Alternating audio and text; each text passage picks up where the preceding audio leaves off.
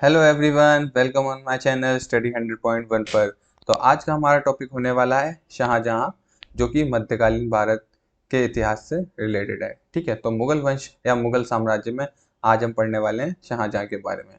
तो इनसे पहले वाली वीडियोस में मैंने मुगल वंश के सभी बादशाहों जैसे बाबर, हुमायूं, अकबर और जहांगीर के बारे में अच्छे से डिस्कस कर लिया था। तो उन सभी वीडियोस का लिंक मैं इस वीडियो के डिस्क्रिप्शन में डाल दूंगा। तो चलिए स्टार्ट करते हैं शाहजहां के बारे में। तो वीडियो में आगे बढ़ने से पहले अगर आप चैनल पर नए आए हैं तो वीडियो को लाइक कीजिए, कमेंट कीजिए और चैनल को सब्सक्राइब करना ना भूलिए स्टडी 100.1 को। तो चलिए स्टार्ट करते हैं शाहजहां का समय काल। तो शाहजहां के बचपन का नाम क्या था? शाहजहां के बचपन का नाम खुर्रम था। ठीक है, शाहजहां के बचपन का क्या नाम था? खुर्रम। इसका जन्म कब हुआ था? इसका जन्म 5 जनवरी 1592 को हुआ था। इसका जन्म कब हुआ था? 5 जनवरी 1592 ईस्वी को इसका जन्म हुआ था। ठीक है, इसके पिता का क्या नाम था? इसके पिता का नाम था जहांगीर। इसके पिता का क्या नाम था? जहांगीर था। और माता का नाम जोधाबाई था। ठीक है, माता का नाम क्या था? जोधाबाई। और इसके जन्म का स्थान क्या था? लाहौर। तो याद रखिएगा, शाहजहां के जन्म का स्थान क्या था? लाहौर था। तो खुर्रम की दक्षिणी विजय से प्रसन्न होकर जहांगीर ने इसे शाहजहां की उपाधि दी थी। ठीक है, किसकी उपाधि दी थी? शाहजहां की उपाधि दी थी। किसने दी थी? इसके पिता जहांगीर ने। और कैसे दी थी? जो इसने दक्षिण भारत में अभियान किए थे और जहां वहां पर विजय प्राप्त की थी उसके तहत खुर्रम को शाहजहां की उपाधि दी गई थी। ठीक है, आपको इमेज में दिख रहा होगा बाबर, हुमायूं, अकबर, जहांगीर, शाहजहां, औरंगजेब। ये मुगल साम्राज्य के सभी बादशाह हैं जो बारी बारी करके इसके मुगल साम्राज्य के बादशाह बने थे। सबसे पहले बादशाह कौन था? बाबर। उसके बाद उसका बेटा कौन था? हुमायूं, जो उसका अगला बादशाह बना। उसके बाद हुमायूं का बेटा कौन हुआ? अकबर। तो वह मुगल साम्राज्य का अगला बादशाह बना। फिर उसके बाद कौन था? जहांगीर। फिर जहांगीर के बाद कौन हुआ? शाहजहां, जो कि जहांगीर का पुत्र था। ठीक है, तो आज हम किसके बारे में बात कर रहे हैं? जहांगीर के बारे में। तो अगली वीडियो में बात करेंगे हम औरंगजेब के बारे में। तो आगे बढ़ते हैं। तो इसका राज्याभिषेक कब हुआ था? इसका राज्याभिषेक 24 फरवरी 1628 ईस्वी में हुआ था। ठीक है, शाहजहां का राज्याभिषेक कब हुआ था? 24 फरवरी 1628 में हुआ था। शाहजहां ने राज्याभिषेक के समय एक उपाधि धारण की जिसका नाम अबुल मुजफ्फर शहाबुद्दीन मोहम्मद साहिब किरने सानी था। ठीक है, जो राज्याभिषेक हुआ था इसका, तो उसने उसके समय क्या उपाधि धारण की थी? अबुल मुजफ्फर शहाबुद्दीन मोहम्मद साहिब किरने सानी। ये उसने क्या की थी? एक उपाधि धारण की थी। जहांगीर की पत्नी नूरजहां के भाई आसफ खां की पुत्री अर्जुमन बानो बेगम से शाहजहां का विवाह हुआ था। किससे हुआ था? जहांगीर की पत्नी नूरजहां के भाई आसफ खां की पुत्री से, जो कि जिसका नाम क्या था? अर्जुमन बानो बेगम। उससे शाहजहां का विवाह हुआ था। इसी को मुमताज महल के नाम से जाना जाता है। ठीक है, याद रखिएगा, बहुत इंपॉर्टेंट बात है ये। मुमताज महल का दूसरा नाम क्या था? अर्जुमन बानो बेगम। ठीक है, इसी से इसका विवाह हुआ था। अब शाहजहां के विवाह के बारे में बात करते हैं। तो शाहजहां का विवाह अर्जुमन बानो बेगम से 1612 ईस्वी में हुआ था, जिसे मुमताज महल के नाम से जाना जाता है। ठीक है, मुमताज ने 14 बच्चों को जन्म दिया, जिसमें से 7 बच्चों की मृत्यु हो गई और शेष में 4 पुत्र और 3 पुत्रियां थीं। ठीक है, जो 14 बच्चे थे उनमें से 7 बच्चों की मृत्यु हो गई थी और जो बाकी बचे थे, जिसमें 4 पुत्र और 3 पुत्रियां थीं। याद रखिएगा, एग्जाम में पूछ लिया जाता है कि जो 7 बच्चे बचे थे उनमें कितने पुत्र और पुत्रियां थी? तो 4 पुत्र और 3 पुत्रियां थीं। मुमताज महल ने अपने 14वें बच्चे को जन्म देते समय अपने प्राण त्याग दिए थे। ठीक है, तो कब प्राण त्यागे थे? 14वें बच्चे को जन्म देते समय उसने अपने प्राण त्याग दिए थे। मुमताज की मृत्यु 1631 ईस्वी में हुई थी। कब हुई थी? मुमताज की मृत्यु 1631 में इसकी मृत्यु हुई थी। तो शाहजहां मुमताज की मृत्यु से काफी दुखी था क्योंकि वह उससे बहुत प्रेम करता था। ठीक है, याद रखिए, शाहजहां मुमताज से काफी प्रेम करता था और उसकी मृत्यु से काफी दुखी हुआ था। तो उसने क्या किया था? उसकी मृत्यु के बाद अपने आप को काफी समय तक एक शांत जगह पर जाकर बैठ गया था क्योंकि वह उसकी मृत्यु से काफी दुखी हुआ था। तो शाहजहां ने मुमताज की याद में आगरा में यमुना नदी के किनारे एक मकबरे का निर्माण करवाया।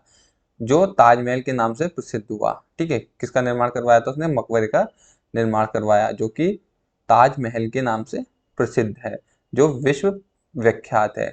ठीक है, अब बात कर लेते हैं शाहजहां की पुत्र पुत्रियों के बारे में, जिसमें पुत्रों का क्या नाम था? दारा शिकोह, औरंगजेब, मुराद बख्श, शाह शुजा।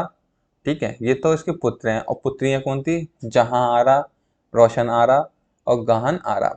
याद रखिएगा, कभी एग्जाम में पूछ लिया जाए, जिस किसी भी के भी आगे आरा लगाओ, वह कौन है? शाहजहां की पुत्री है। अब इसमें एक पुत्र है सेकंड नंबर पर, औरंगजेब। ठीक है, यही मुगल साम्राज्य का अगला बादशाह बना था शाहजहां के बाद। ठीक है, तो चलिए आगे बढ़ते हैं। अब बात कर लेते हैं शाहजहां की प्रारंभिक चुनौतियों के बारे में। तो बादशाह बनने से पहले शाहजहां एक शहजादे के रूप में जहांगीर की सेवा करता था। जहांगीर ने कहने पर उसने कई लड़ाइयों का नेतृत्व भी किया और जीता भी, जिसमें सबसे महत्वपूर्ण मेवाड़ की विजय थी। ठीक है, सबसे महत्वपूर्ण कौन सी विजय थी? मेवाड़ की विजय थी। अब बात करते हैं मेवाड़ से युद्ध व संधि के बारे में, जो उसकी सफलता का महत्वपूर्ण कारण था। अब पहले बात करेंगे मेवाड़ से युद्ध, बाद में हम बात करेंगे इसकी संधि। तो अकबर के कई प्रयासों के बाद भी वह मेवाड़ को जीत नहीं सका था। ठीक है, अकबर ने क्या किया था?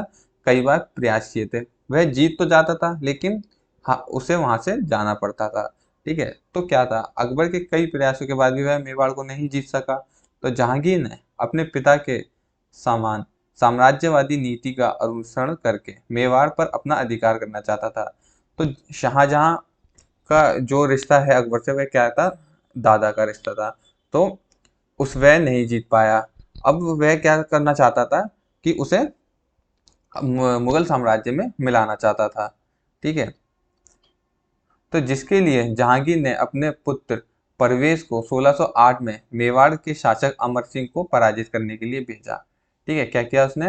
अपने पुत्र परवेज को 1608 में मेवाड़ के शासक अमर सिंह को पराजित करने के लिए भेजा, पर परवेज उसे जीत नहीं पाया था। याद रखिएगा, परवेज उसे जीत नहीं पाया। फिर बाद में 1614 में जहांगीर ने अपने पुत्र खुर्रम यानी शाहजहां को मेवाड़ पर आक्रमण करने के लिए भेजा। तो याद रखिएगा, मेवाड़ पर आक्रमण करने तक शाहजहां का जो नाम था वह क्या था? खुर्रम था। इसी युद्ध के बाद उसका क्या नाम हुआ था? शाहजहां पड़ा था। तो खुर्रम ने वहां जाकर बहुत कत्लेआम किए, किसानों को बहुत प्रताड़ित किया, फसलें नष्ट कर दी, जिसके परिणाम स्वरूप अमर सिंह ने खुर्रम के आगे संधि का प्रस्ताव रखा और खुर्रम ने क्या किया? इस संधि को स्वीकार कर लिया था। अब बात कर लेते हैं मेवाड़ के युद्ध में जो संधि हुई थी और उसमें क्या क्या शर्तें रखी गई थी, इसके बारे में डिस्कस करते हैं। तो अमर सिंह ने जहांगीर की अधीनता स्वीकार कर ली। ठीक है, जो वहां का शासक था राणा अमर सिंह, तो उसने क्या किया? जहांगीर की अधीनता स्वीकार कर ली, यानी वह अब जहांगीर के अंदर आकर कार्य करेगा, यानी उसके आदेशों का पालन करेगा। दूसरा क्या था? सम्राट ने अमर सिंह को चित्तौड़ समेत सारा राज्य लौटा दिया। जो जहांगीर था, ठीक है, उसने क्या किया? उसको सारा साम्राज्य लौटा दिया, जो अकबर के समय में मुगलों के अधीन था। ये सिर्फ एक संधि में किया गया, क्योंकि ये उसके प्रस्ताव रखे गए थे। चित्तौड़ की मरम्मत पर निषेध लगा दिया। ठीक है, तो जहांगीर ने क्या किया? चित्तौड़ की मरम्मत पर पूरा निषेध कर दिया। ये किसके आदेश पर हुआ था? जहांगीर के, लेकिन इसका नेतृत्व कौन कर रहा था? शाहजहां। अमर सिंह को सम्राट के दरबार में उपस्थित होने के लिए बाध्य नहीं किया जाएगा।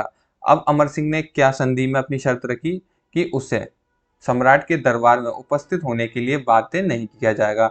वह जब चाहे या उसका मन करेगा तब वह आएगा या नहीं आएगा, यह उसने संधि में प्रस्ताव रखा। अगला प्रस्ताव क्या था? कि अन्य राजपूतों के समान वैवाहिक संबंध स्थापित करने के लिए भी बाध्य नहीं किया जाएगा। जो भी राजपूतानों की जो भी महिलाएं थी, ठीक है, उनसे क्या किया जाएगा? जबरदस्ती उनसे विवाह के लिए बाध्य नहीं किया जाएगा। शाहजहां ने जहांगीर के समय में मेवाड़ को मुगलों के अधीन कर लिया था। ठीक है, क्या कर लिया था? मेवाड़ को मुगलों के अधीन कर लिया था। इसके अलावा दक्षिण भारत में उसने अहमदनगर को भी जीत लिया। इस प्रकार उसने राजा बनने से सबसे पहले अपनी अच्छी प्रतिभा का परिचय दिया था, यानी बाकी पुत्रों में उसने क्या किया था कि अपने राजा बनने का एक अच्छा प्रचार कर दिया था दक्षिण भारत और मेवाड़ पर विजय प्राप्त करके। तो 1627 में जब जहांगीर की मृत्यु हुई तब शाहजहां आगरा और दिल्ली के करीब नहीं था। ऐसे दरबारियों के आस पास एक अच्छा मौका था कि वह शाहजहां के अलावा किसी और को राजा बनाए। जो उस समय वहां के दरबारी थे मुगल साम्राज्य के, वह नहीं चाहते थे कि शाहजहां अगला मुगल बादशाह बने, तो वह क्या चाहते थे कि और कोई वहां का बादशाह बने। तो उनको एक अच्छा मौका मिल रहा था। आसफ खां को यह बात पसंद नहीं थी क्योंकि वह चाहता था कि उसका दामाद शासक बने। इसलिए उसने जल्द ही शाहजहां को सूचना भेजी कि वह वापस आगरा आए, क्योंकि उसका दामाद कौन था? शाहजहां। यानी आसफ खां का दामाद कौन था? शाहजहां था। और वह यही चाहता था कि शाहजहां ही अगला मुगल बादशाह बने। इस बात को देखते हुए शाहजहां ने एक पत्र जारी किया जिसमें आसफ खान ने कहा कि जितने भी क्या कहा शाहजहां ने आसफ खान से कि जितने भी हमारे विरोधी हैं उन सबकी हत्या कर दी जाए। यानी जो भी शाहजहां का विरोध कर रहे हैं, तो उसने आसफ खान को क्या आदेश दिया कि सभी विरोधियों की हत्या कर दी जाए। शाहजहां को बादशाह बनने के लिए 4 से 5 माह तक संघर्ष करना पड़ा था। ठीक है, जहांगीर की मृत्यु के बाद क्या था कि उसके काफी विरोधी उत्पन्न हो गए थे, तो उसने बादशाह बनने के लिए काफी समय तक संघर्ष करना पड़ा था। इसलिए उसने इस संघर्ष में प्रत्यक्ष रूप से लड़ाई नहीं की, क्योंकि उसका सारा काम कौन कर रहा था? आसफ खान यानी उसका ससुर कर रहा था। इस प्रकार संघर्ष करते हुए 24 फरवरी 1628 को शाहजहां का राज्याभिषेक हुआ था। ठीक है, कब हुआ था इसका राज्याभिषेक? 24 फरवरी 1628 को शाहजहां का राज्याभिषेक हुआ था। अब बात कर लेते हैं बुंदेलों के विद्रोह की। तो बुंदेलों ने विद्रोह कब किया था? 1628 से लेके 1635 के बीच में किया था। तो इसके समय में 1628 में ओरछा के शासक जुझार सिंह ने विद्रोह किया, जिसमें 1635 में इस विद्रोह का अंत हुआ था। तो 1628 में जुझार सिंह ने इसका विद्रोह किया था और 1635 में इस विद्रोह का अंत हुआ और जुझार सिंह की हत्या कर दी गई थी। तो इस विद्रोह में ये विद्रोह कैसे समाप्त हुआ था? जुझार सिंह की हत्या से यह विद्रोह समाप्त हो गया था। अब बात करेंगे खान जहां लोधी का विद्रोह। तो इसने भी उसी समय में विद्रोह किया था। तो कब किया था? 1628 के बीच से 1631 तक के बीच में इसने विद्रोह किया था।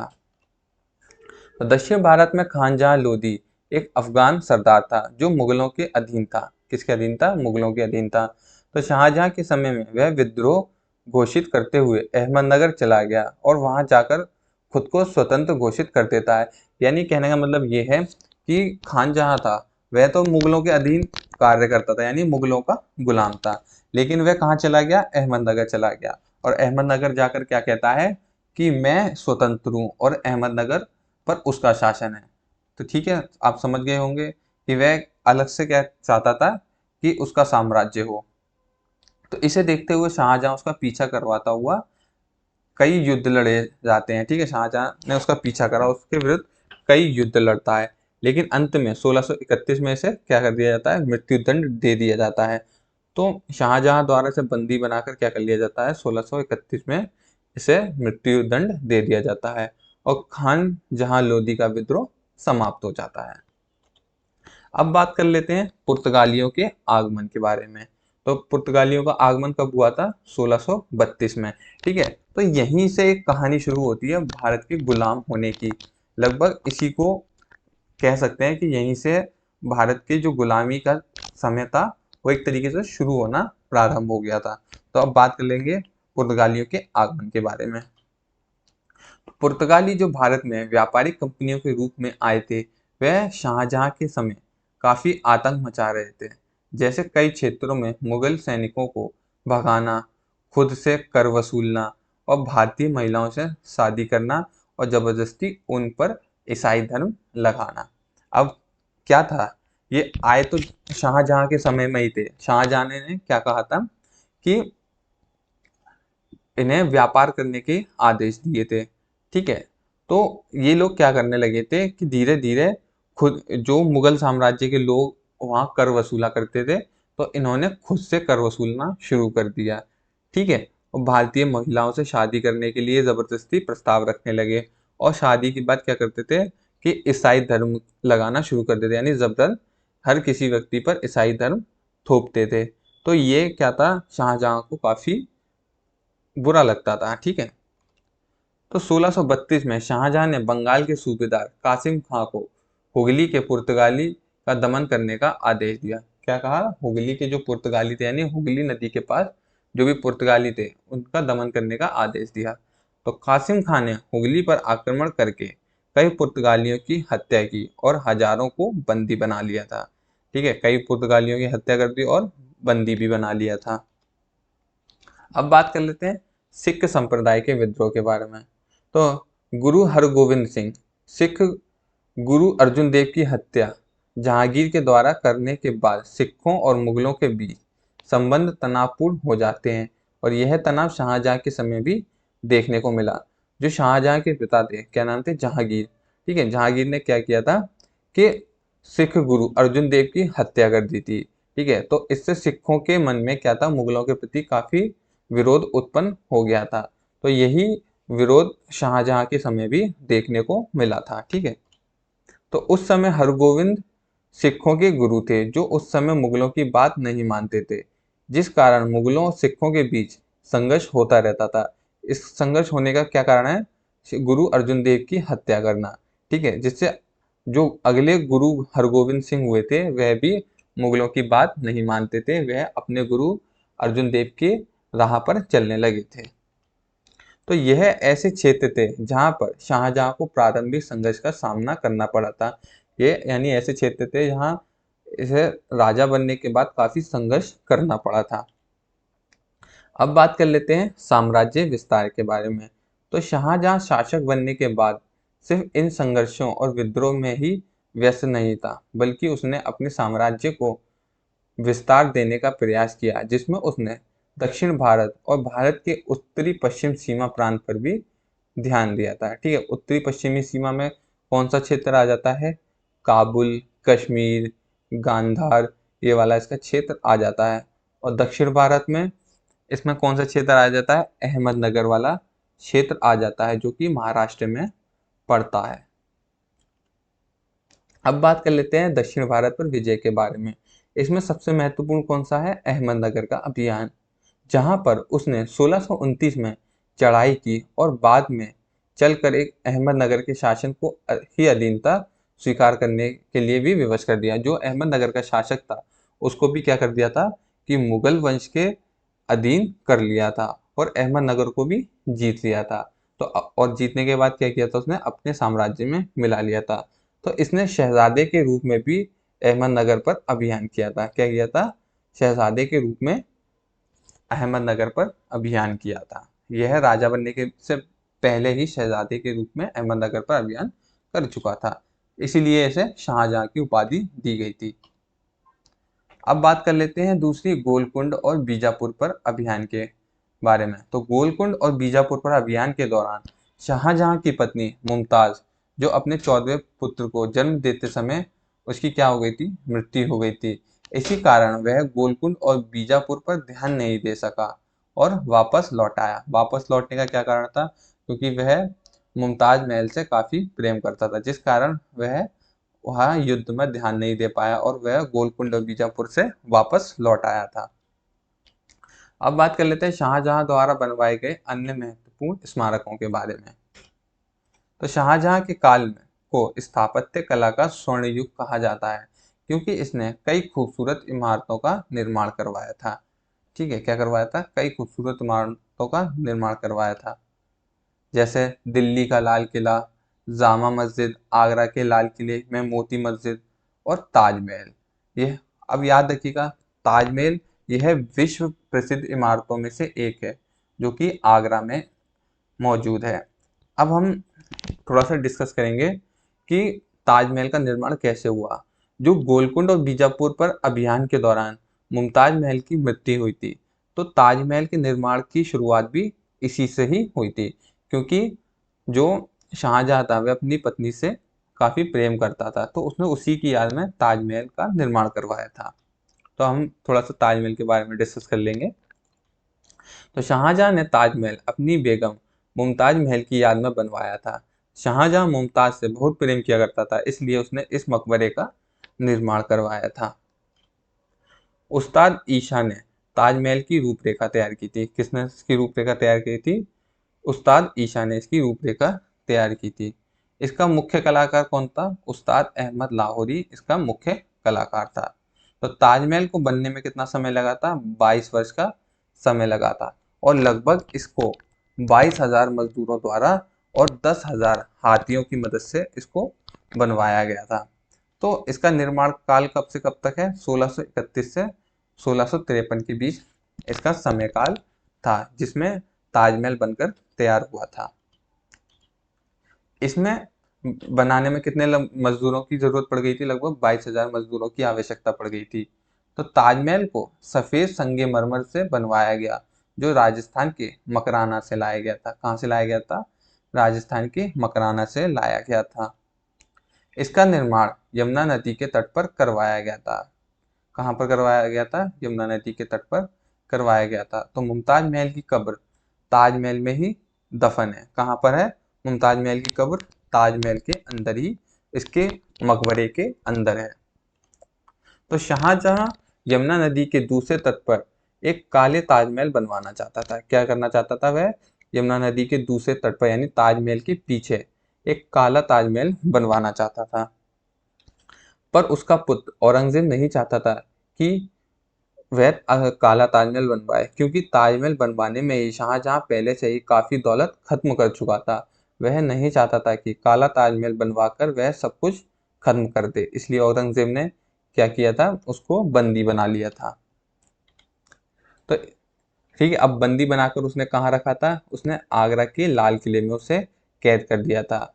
शाहजहां को ऐसी जगह कैद किया गया था कि वह वहां से ताजमहल को अच्छे से देख सके। ठीक है, तो उसकी क्या इच्छा थी कि उसे ऐसी जगह बंदी किया जाए कि वह वहां से ताजमहल को आसानी से देख सके। तो इसलिए उसे लाल किले में कैद किया गया था, जो कि ताजमहल को आसानी से देख सकता था। तो 8 साल की कैद के बाद उसकी तबीयत खराब होने के कारण 22 जनवरी 1666 में उसकी मृत्यु हो जाती है। और कहाँ हुई? आगरा के किले में ही इसकी मृत्यु हो जाती है। तो शाहजहां की मृत्यु के बाद अगला और आखिरी मुगल बादशाह कौन हुआ था? उसका पुत्र औरंगजेब हुआ था। कौन था? औरंगजेब उसका आखिरी बादशाह हुआ था। अब बात कर लेते हैं शाहजहां के कुछ महत्वपूर्ण बिंदु के बारे में। मयूर सिंहासन 17वीं सदी की शुरुआत में शाहजहां द्वारा बनवाया गया था।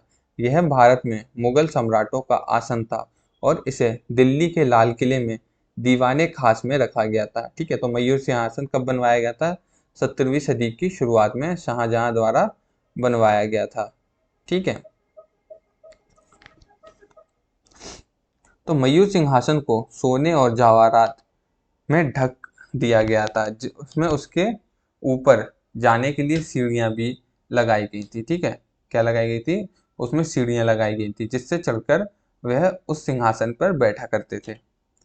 मयूर सिंहासन में प्रसिद्ध कोहिनूर हीरा लगा हुआ था, जिसे 1739 में नादिर शाह ने भारत पर आक्रमण कर लूट लिया था। ठीक है, किसने लूट लिया था? नादिर शाह ने भारत पर आक्रमण करके लूट लिया था। तो शाहजहां के दरबार के प्रमुख चित्रकार कौन थे? मोहम्मद फकीर और मीर कासिम शाहजहां के दरबार के प्रमुख चित्रकार थे। और शाहजहां का संगीतज्ञ कौन था? लाल खां था, जिसे गुणसुंदर की उपाधि दी गई थी। और गुणसुंदर की उपाधि किसके द्वारा दी गई थी? शाहजहां के द्वारा दी गई थी। तो ये था हमारा आज का टॉपिक, शाहजहां का समयकाल। तो उम्मीद है आपको शाहजहां के बारे में अच्छे से जानकारी मिल गई होगी और आपको वीडियो काफ़ी पसंद आई होगी। तो आपको वीडियो पसंद आई हो तो प्लीज़ चैनल को लाइक कीजिए, कमेंट कीजिए और सब्सक्राइब करना ना भूलिए।